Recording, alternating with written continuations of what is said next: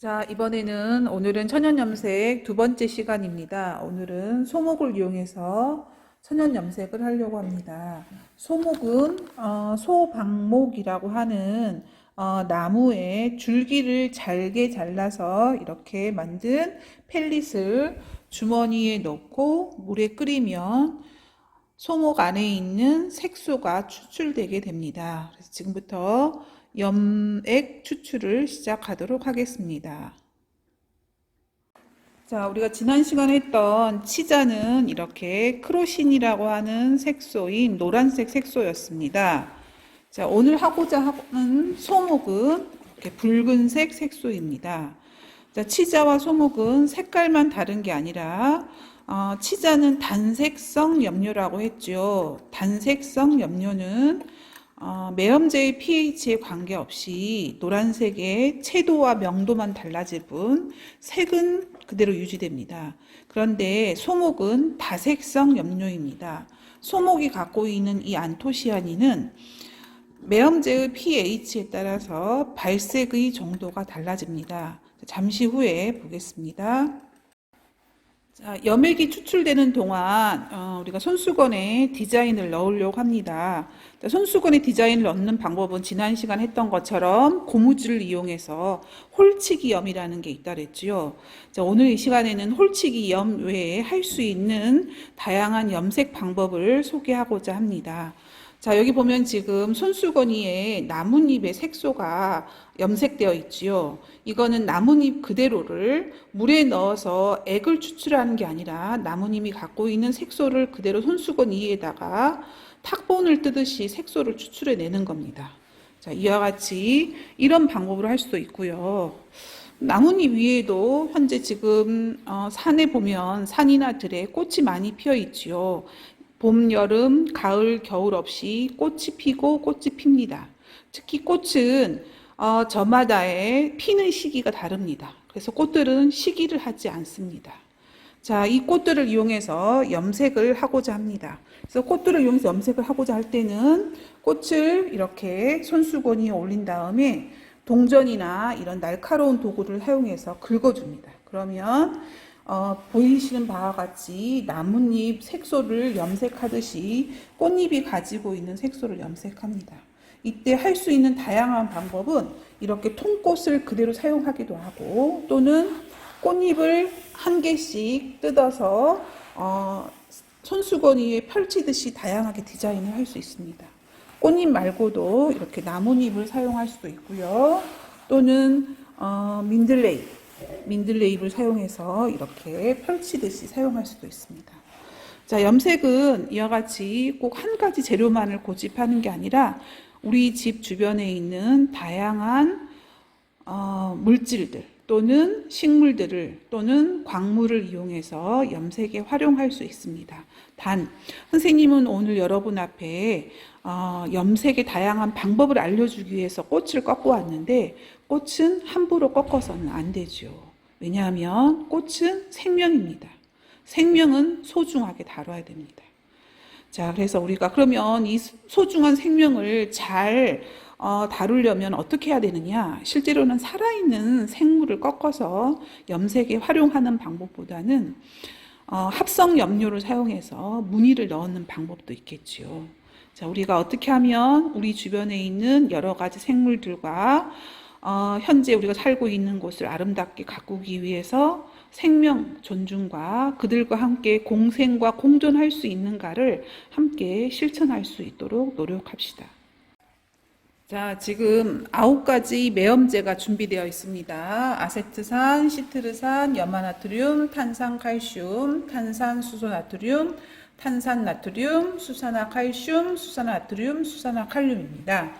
자, 지금 선생님이 매염제를 넣은 비커 위에 pH 시험지를 올려놨습니다. pH 시험지 색깔을 보면 진한 주황색에서 노란색, 연두색, 초록색, 푸른색 계열로 점점점 변해가고 있지요. 자, 매염제의 pH가 오른쪽이 산, 왼쪽으로 갈수록 점점점 강염기입니다. 자, 지금부터 여기다가 이제 제가 소목에서 추출한 염액을 넣어 보겠습니다. 자, 조금 전에 제가 이미 아세트산을 넣어 봤는데요. 아세트산은 소목은 분명히 붉은색이었는데 아세트산에 넣으니까 색깔이 노란색이죠. 자, 시트르산에 넣어 보겠습니다. 자, 아세트산이 노란색이었다면 시트르산은 무슨 색일까요? 그렇죠. 이름 끝에 산이 들어갔다면 얘도 분명히 노란색일 것이다. 그런데 아세트산하고 시트르산의 색이 조금 다르죠. 아마 명도가 조금 다를 겁니다. 이렇게 매염제의 pH에 따라서 염액의 발색 정도가 달라집니다. 자, 세 번째, 염화나트륨 소금에 넣어 보겠습니다. 자, 소금에 넣었더니 무슨 색인가요? 그렇죠, 주황색입니다. 자, 탄산 칼슘에 넣어 보겠습니다. 탄산 칼슘에 넣었더니 분홍색이죠. 분홍색. 자, 이번에는 탄산 수소 나트륨에 넣어 보겠습니다. 자, 탄산수 나트륨은 붉은색입니다. 붉은색. 탄산 칼슘보다 탄산수 나트륨이 pH, 염기가 조금 더 강합니다. 탄산 칼슘은 약산에서 중성에 가깝다면 얘는 중성에서 약염기 쪽에 가깝습니다. pH 한 8 정도 되죠. pH 8. 자, 이번에는 탄산 나트륨으로 가보겠습니다.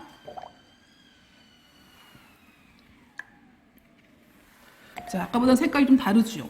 탄산 수소 나트륨은 그냥 붉은색이었는데 탄산 나트륨은 진한 붉은색입니다. 자, 수산화 칼슘입니다. 자, 수산화 칼슘은 자, 붉은색은 붉은색인데 아까 철쭉에서 보였던 진한 붉은색입니다. 자, 이번에는 수산화 나트륨으로 가보겠습니다. 자, 수산화 나트륨입니다. 자, 강염기로 갈수록 색깔이 점점 진한 붉은색이 되죠. 자, 이번에는 수산화 칼륨입니다. 수산화 칼륨.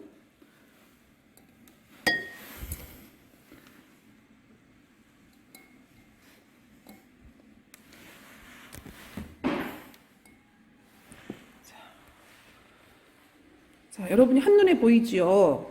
약산에서 중성에서 약염기에서 강염기로 갈수록 색깔이 다양하게 나타납니다. 그래서 소목은 우리가 다색성 염료라고 합니다.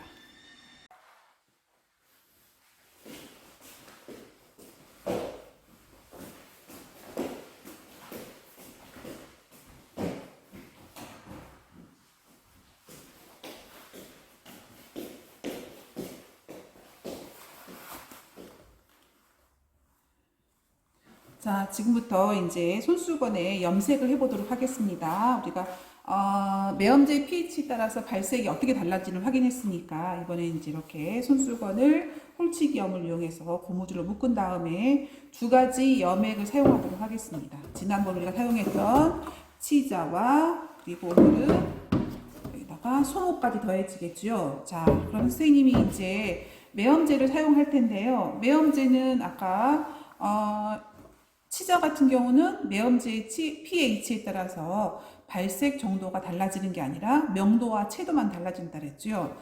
그래서 치자는 염화나트륨을 사용하려고 합니다. 그다음에 소목은 오늘 보니까 탄산칼슘의 색깔이 이렇게 예쁩니다. 그래서 탄산칼슘을 매염제로 사용하려고 합니다. 자, 그럼 넣어보겠습니다.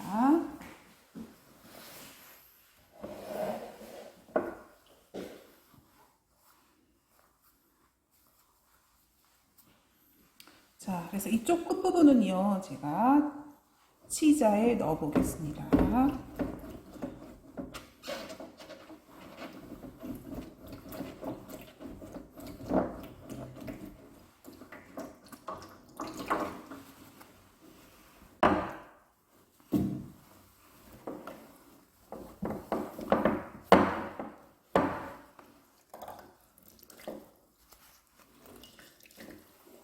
자, 그 다음에, 자, 나머지 반은 소목에 넣어 보겠습니다. 소목에 넣었더니 색깔이 이렇게 변했습니다. 자, 탄산, 칼슘을 매염제로 사용했습니다. 자, 염색을 할 때는 중요한 포인트가 두 가지가 있다 그랬죠. 자, 온도와 그 다음에 손으로 우리가 만들고자 하는 손수건을 잘 압력을 가해줍니다. 압력을 가해주면 색소가 고착되는 데 영향을 주겠죠. 온도와 압력 중요합니다. 자, 이런 식으로 하면 윗부분은 치자, 아래쪽은 소목으로 염색을 했습니다. 염색을 하고요. 자, 고무줄을 풀면은 디자인이 나타나겠죠. 자, 오늘은 소목이 다색성 염료로서 매염제의 pH에 따라서 어떻게 발색 정도가 다른지를 알아보았습니다. 수고하셨습니다.